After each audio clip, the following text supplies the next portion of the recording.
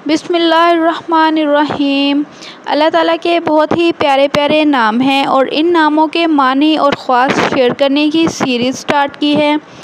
आज अल्लाह ताला का बहुत ही प्यारा नाम अल-नूरू के मानी और इसके ख़ास शेयर किए जाएंगे। अल-नूरू के मानी है निहायत रोशन और इसका दूसरा मानी है रोशन करने वाला।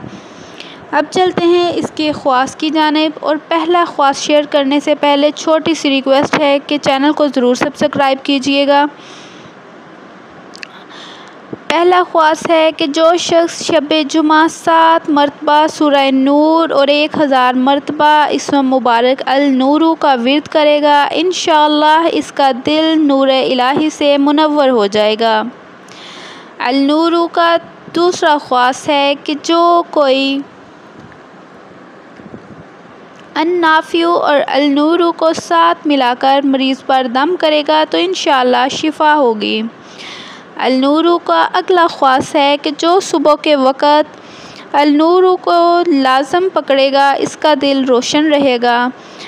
अल-नूरू का अगला ख़वास है कि जो कोई अंधेरे कमरे में आँखें बंद करके बकसरत अल-नूरू का विर्द करेगा और इतना विर्द करेगा कि हाल तारी हो जाए, वो अजीब व गरीब अनवार का मुशाहदा करेगा और इसका दिल नूर से भर जाएगा। ये इसम अहले बसीरतों के लिए बहुत मुनासिब है।